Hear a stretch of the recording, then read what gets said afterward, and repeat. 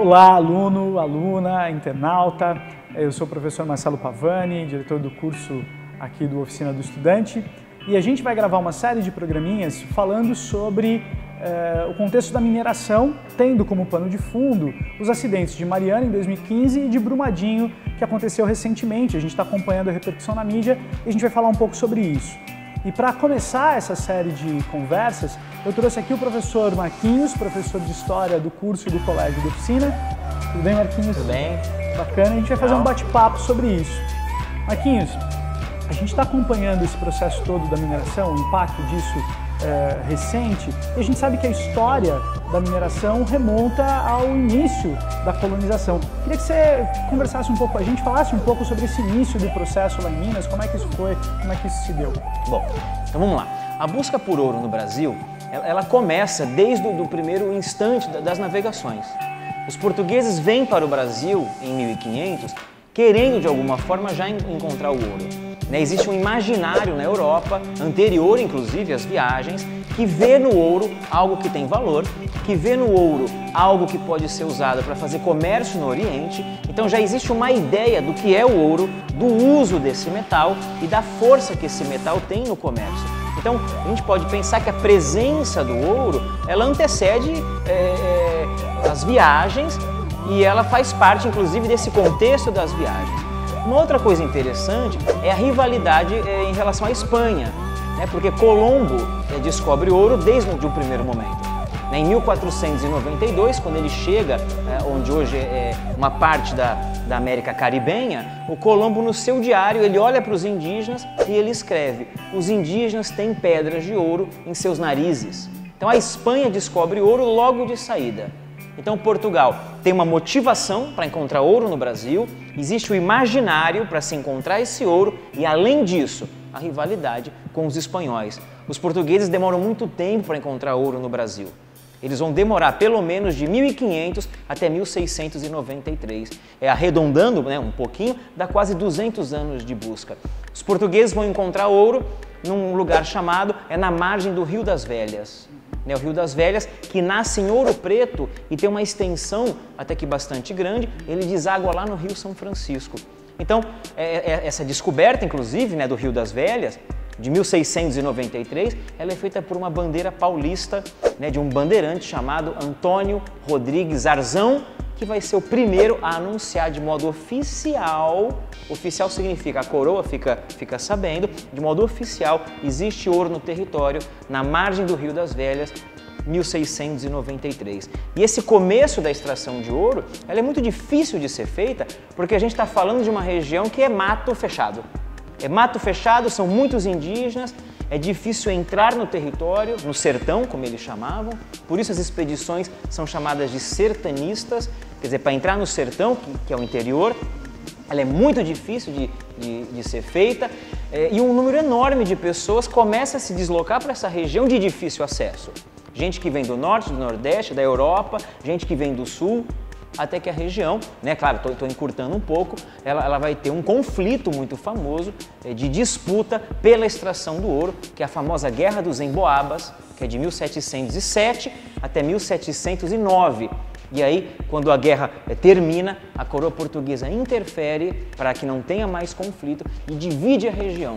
Eles vão pegar a região inteira e vão dividir. E uma parte será chamada de região das Minas Gerais, que vai ter uma administração própria.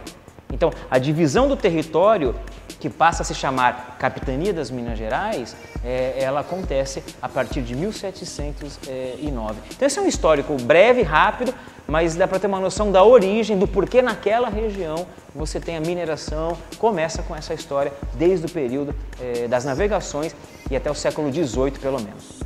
Então, a gente tem, a partir daí, uma estruturação dessa região das Minas, a interferência da coroa portuguesa.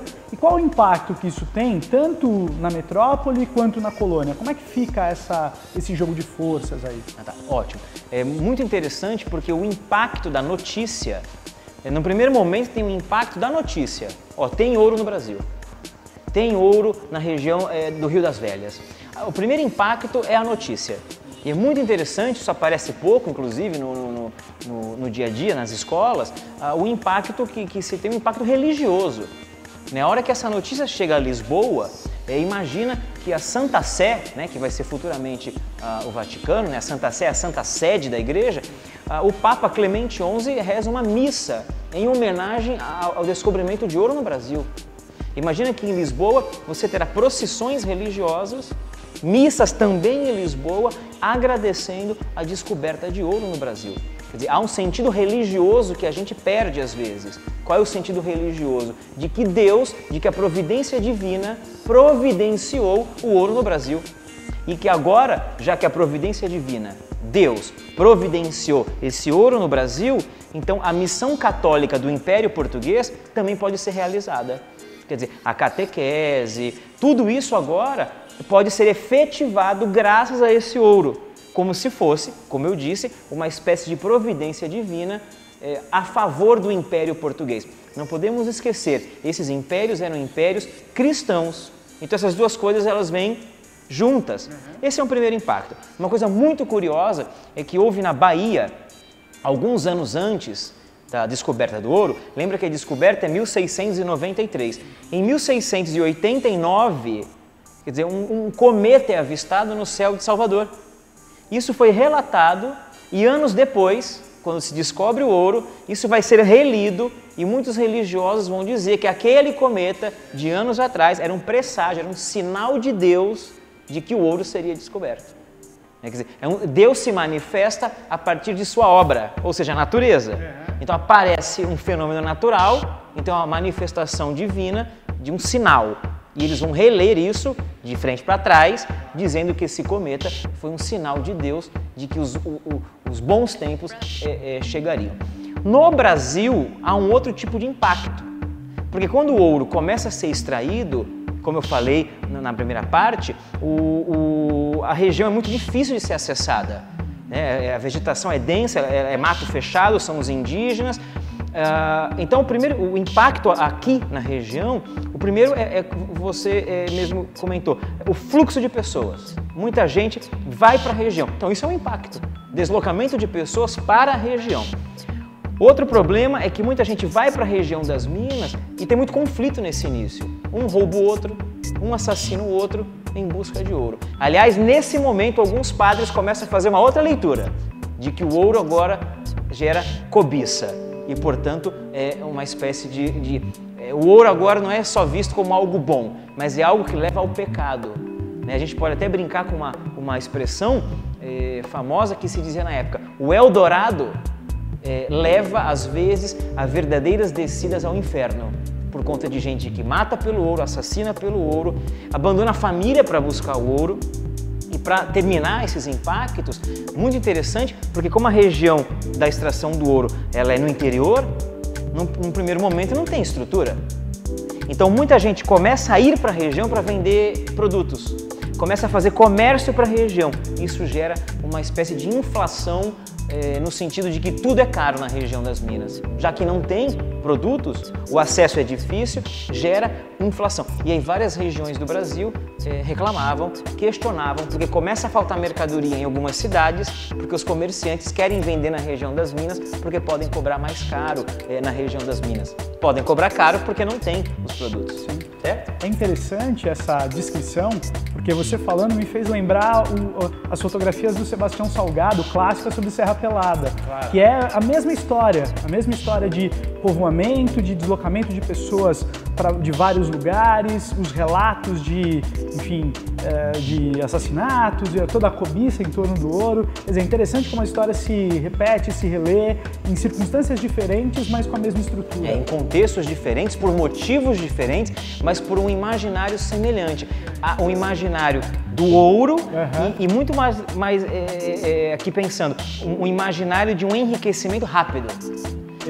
E olha que legal, se eu pensar que eu posso ter um enriquecimento rápido a partir da descoberta de ouro, como em Serra Pelada, por exemplo, a gente pode questionar inclusive uma ideia de ética do trabalho. Quer dizer, aquela ética do trabalho diário, aqui ela rui um pouco, ela se desmancha um pouco, já que eu tento encontrar o ouro a partir do nada. Como um atalho para um resultado rápido. Como um atalho para um resultado rápido. Muito legal. Marquinhos, quando a gente olha para o que aconteceu em Brumadinho, a gente vê que as relações de trabalho, né, envolvendo a mineração, elas são sempre muito complexas. Um exemplo disso é a gente imaginar, por exemplo, que havia a barragem ali em Brumadinho e abaixo da barragem, ou seja, no caminho do fluxo da lama, havia escritório, refeitório e, portanto, mesmo confiando na qualidade da barragem, havia um risco inerente a que aqueles caras estivessem tão submetidos ali. Isso sempre foi assim? Quer dizer, como é que era a dinâmica das relações de trabalho ali no começo, na gênese da mineração lá em Minas? Como é que era isso? Como é que isso se dava? Boa pergunta. A pergunta é interessante porque ela ajuda a desconstruir um pouco um dos mitos relacionados à história da região das Minas. Um dos mitos de que na região das Minas o trabalho era um trabalho mais livre, de que era um trabalho que permitia uma certa ascensão social, um trabalho que seria, vamos dizer assim, menos pior do que no Nordeste açucareiro. Na região das Minas o que se tem é o trabalho escravo. É um trabalho escravo muito abundante, um trabalho escravo constante, muito intenso, com um tráfico negreiro vindo a partir do Rio de Janeiro muito forte. Então não há essa ideia, quando você pega os historiadores, a documentação, de um trabalho, vamos dizer, mais brando. Não, ao contrário, o que eu tenho é uma escravidão muito forte, uma escravidão que tem um trabalho muito pesado nas minas em relação a acidentes de trabalho. De repente, muitos morrem de calor na região das minas, desabamentos, ou mesmo segurando o peso das ferramentas. Então, é um trabalho braçal muito forte e com mão de obra escrava o tempo inteiro.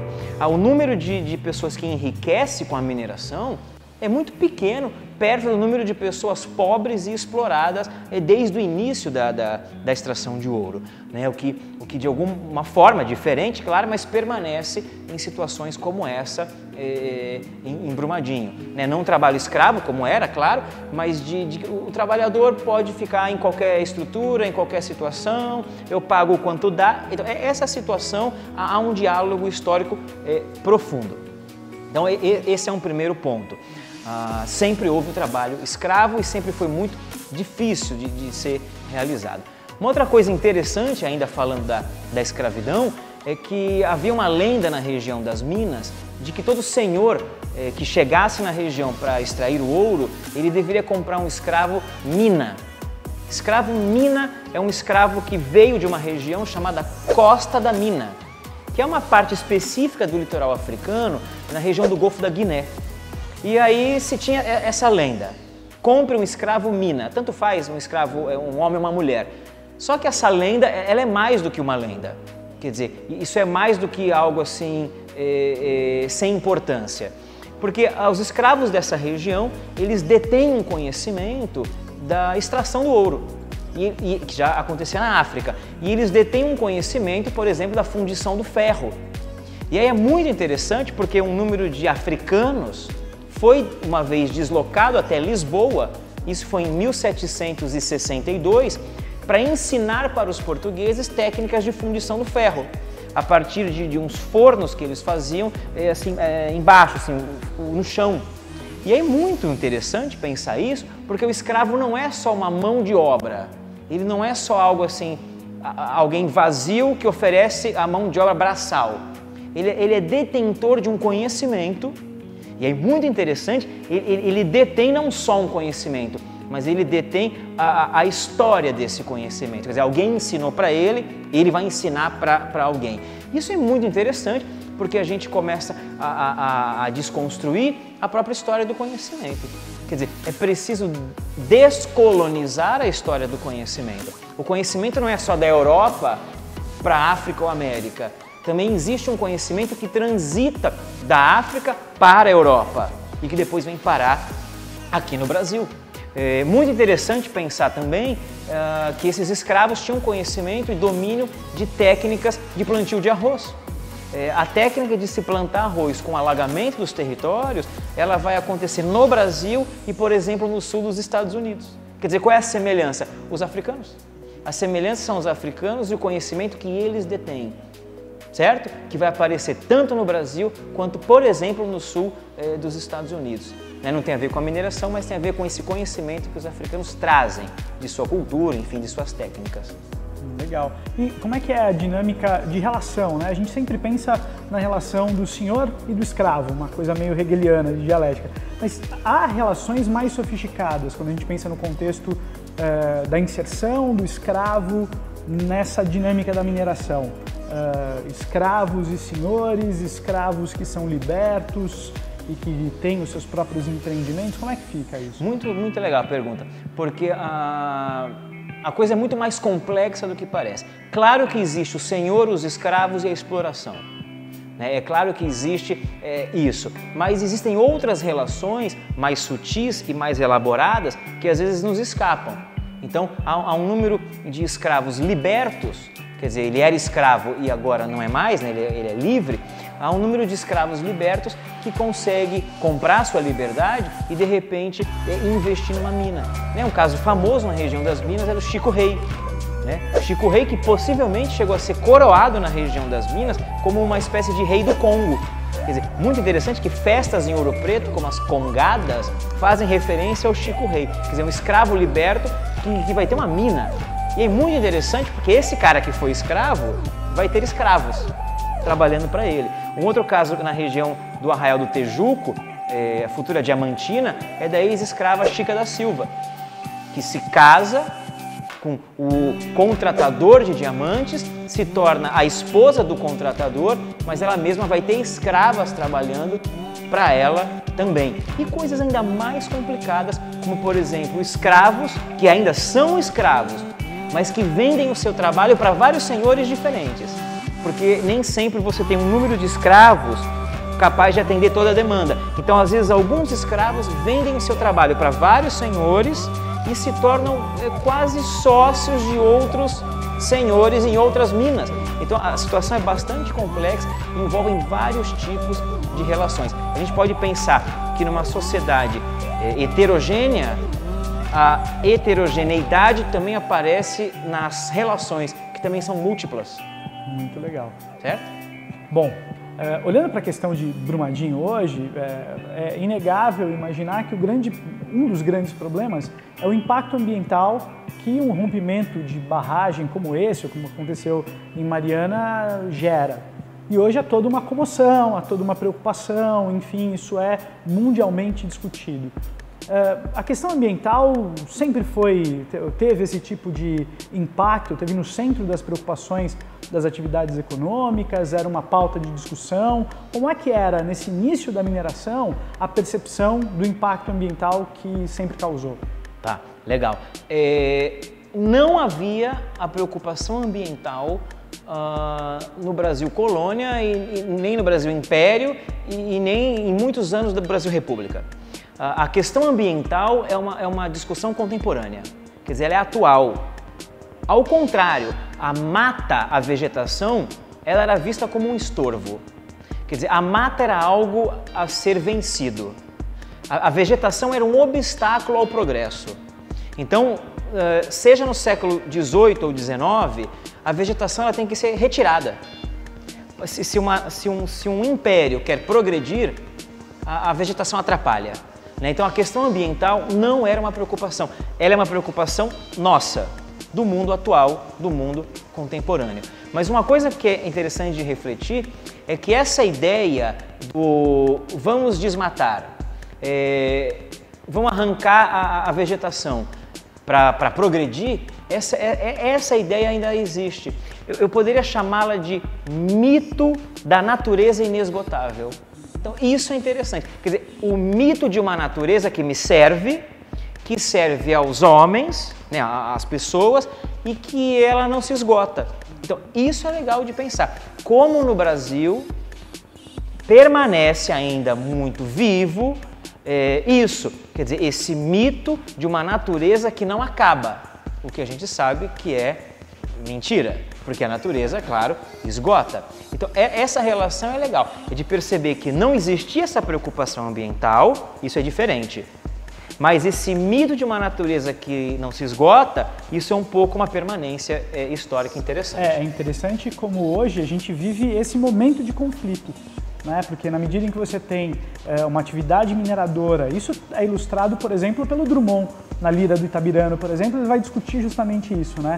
A deformação que a atividade mineradora produz em Itabira.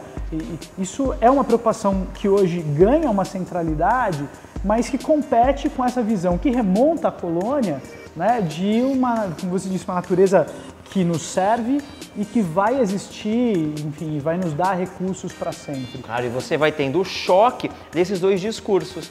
Quer dizer, o olhar sobre o espaço geográfico muda ao longo do tempo. Não havia questão ambiental e hoje existe essa preocupação. Quer dizer, o olhar sobre aquele lugar muda, mas ao mesmo tempo há o discurso, vamos dizer, conservador que permanece. Então há o enfrentamento entre esses discursos. Isso é interessante de perceber. Esse conflito está bem marcado hoje em dia e esses episódios ajudam a mostrar, a evidenciar esse conflito. Exatamente. Esses episódios é como se fosse uma ponta do iceberg visível de um problema mais profundo. Mais profundo no espaço e no tempo. Exatamente.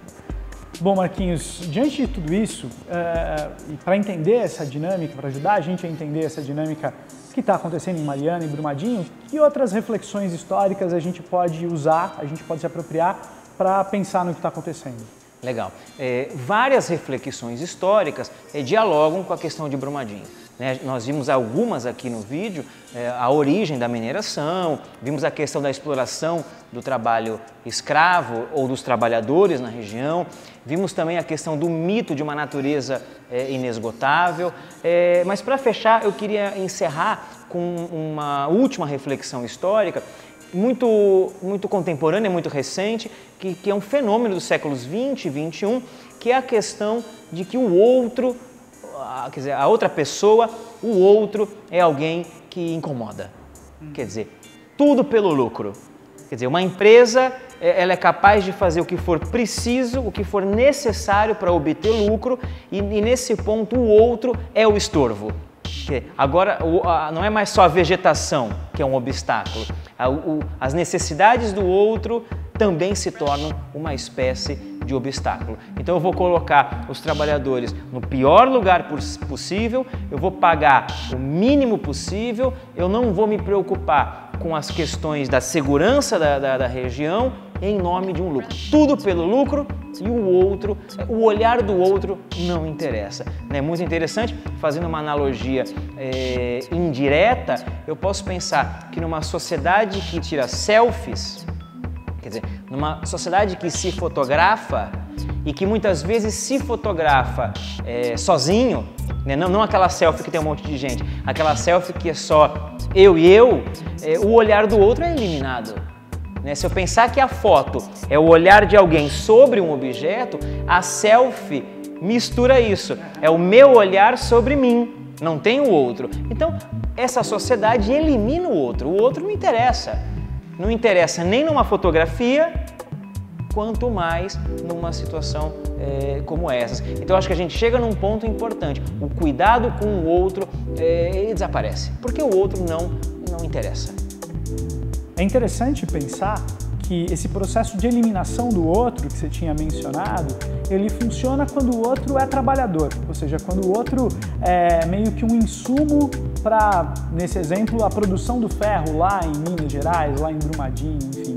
Mas, ao mesmo tempo, a necessidade do outro passa a ser o ponto central quando esse mesmo ferro passa a ser um produto, passa a ser um carro, por exemplo, alguma coisa assim. Aí esse ferro ele é retrabalhado em função da necessidade do outro. Quando você é consumidor, aí a sua necessidade é o centro da atenção do processo produtivo. Mas quando você é o trabalhador que vai extrair esse negócio, aí as suas necessidades elas são praticamente eliminadas do processo. Claro. É uma reflexão interessante, um diálogo interessante. É um diálogo muito interessante, porque a ideia, no fundo, é eu exploro o trabalhador enquanto trabalhador. Né? Então, enquanto ele é trabalhador, ele não interessa. Eu pago pouco, se puder eu pago com um prato de comida e um lugar para o cara deitar. Mas na hora que eu transformo isso num carro, o discurso inverte. O discurso é, nos preocupamos com as suas necessidades, fizemos do seu jeito, mas aí há um diálogo mesmo. né? Porque olha só que interessante, esse consumidor que espera o carro, que espera o produto, ele espera que todos os olhares estejam voltados para ele. E as empresas trabalham com isso. Pensamos em você, na sua necessidade, como se fosse uma espécie de individualização desse produto. Então há um diálogo, sim. Eu exploro o outro como trabalhador. E aí eu crio um discurso de que eu estou atendendo às suas necessidades individuais para vender esse produto. Mas olha que legal, quem está desse lado aqui como consumidor espera que os olhares estejam voltados para si. Esta empresa atende o meu problema, ela resolve a minha necessidade, mesmo que seja, num primeiro momento, um discurso, uma narrativa. Há um termo que foi trabalhado pelo filósofo coreano, o Han, que é sociedade narcísica. E ele até fala de um jeito interessante, que ele diz assim, a sociedade narcísica anda pelas ruas procurando nas sombras a si.